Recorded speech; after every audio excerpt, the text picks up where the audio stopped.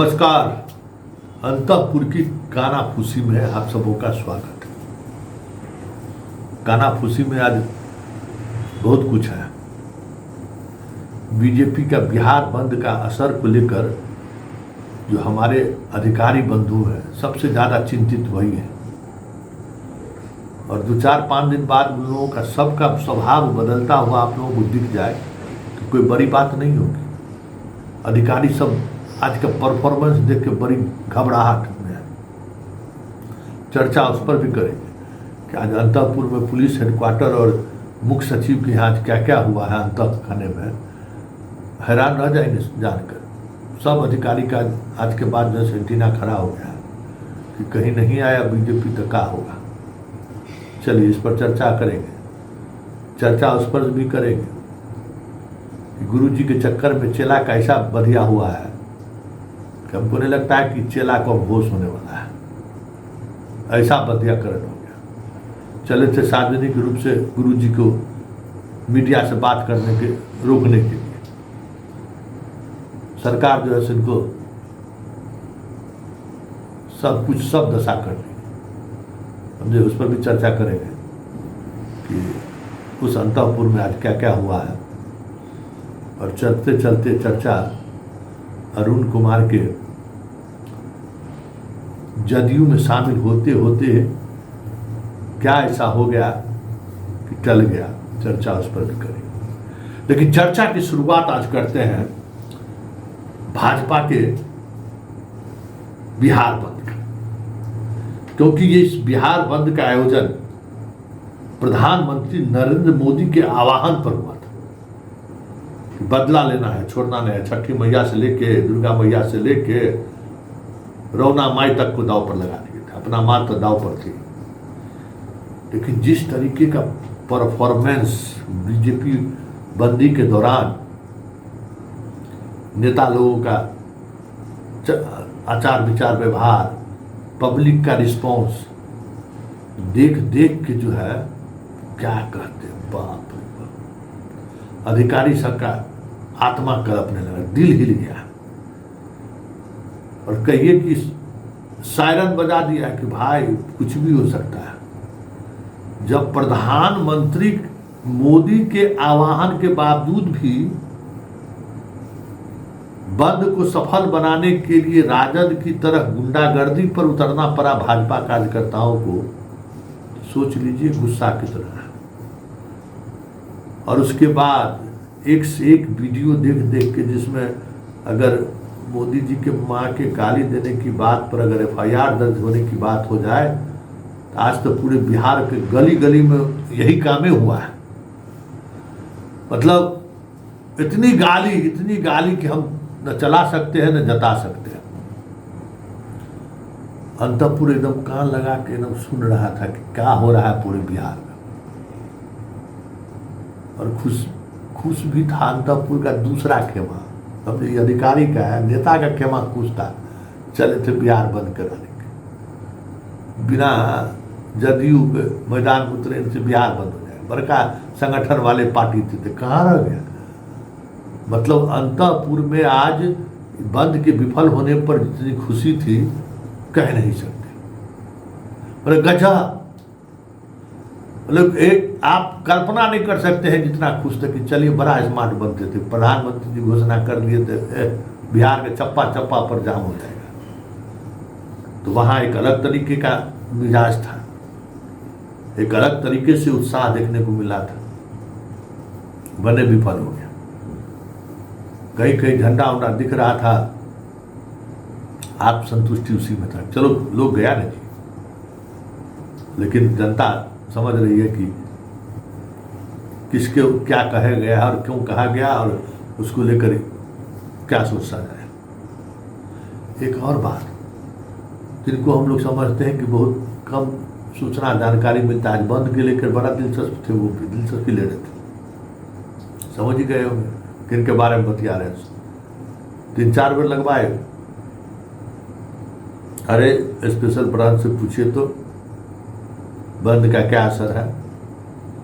और जब जब खबर आया बस मुस्कुरा के चल दी।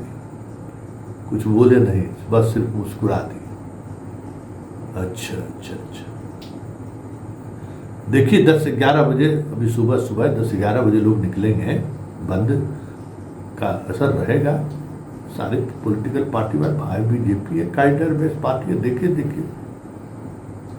फिर 11 साढ़े 11 बजे फोन आया, क्या स्थिति है?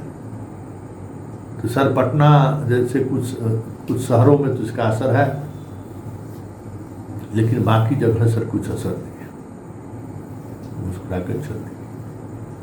तो बंदी पर आज इस तरीके का हुआ है। वहीं बीजेपी के अंदर खेमाबंदी है, और किस तरीके का खेमाबंदी है उस बंदी के दौरान देख गया कि न प्रदेश अध्यक्ष के साथ कार्यकर्ता अपने आप को कनेक्ट कर पा रहा है, न किसी उप मुख्यमंत्री के से अपने आप को कनेक्ट कर पा रहा है।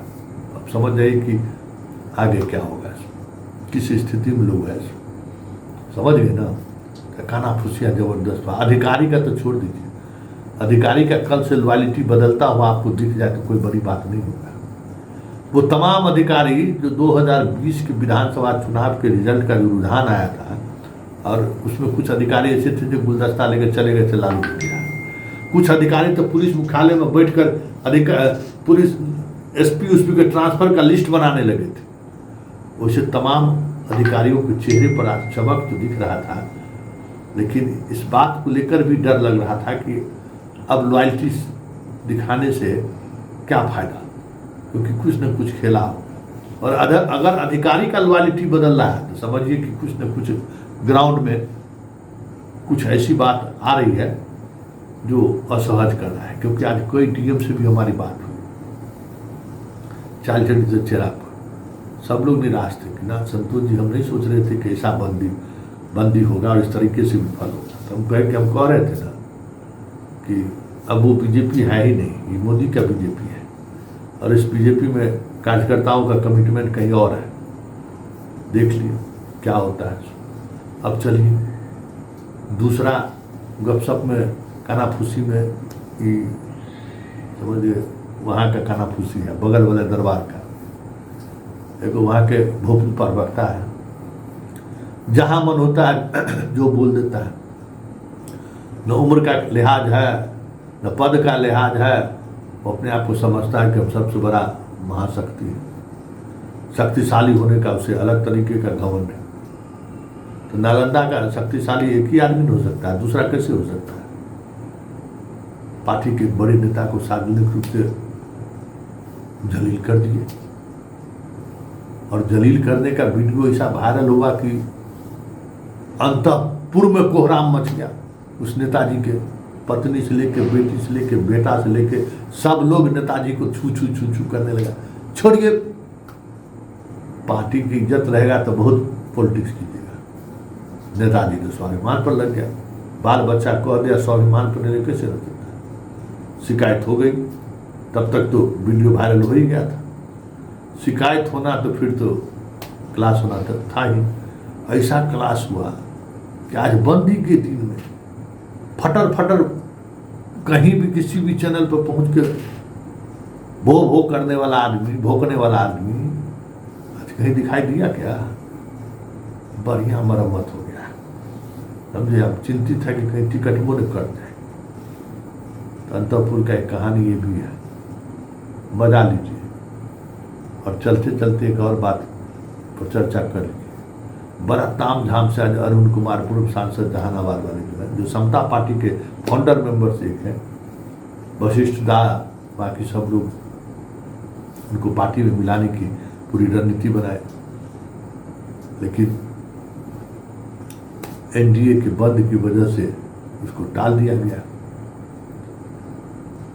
आपको लगता है क्या पटना से आदमी आने में कोई दिक्कत है? ऐसा थोड़ी कि अरुण कुमार मिलेंगे तो जहानाबाद से लेकर पूरा मगध से 200 बस गाड़ी घुराएगा।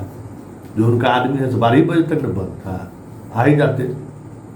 मतलब कुछ और बात है क्या?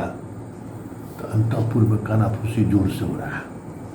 ललन सिंह के नाराज करके कुछ करा लीजिएगा क्या? तो मतलब ललन बाबू नाराज हैं अरुण कुमार के आने से। तो क्या चाहते हैं ललन बाबू? क्या अशोक चौधरी की तरह अरुण कुमार उनके यहाँ जाके दंडवत करेगा? चलिए, कहना फूसी में इतना ही।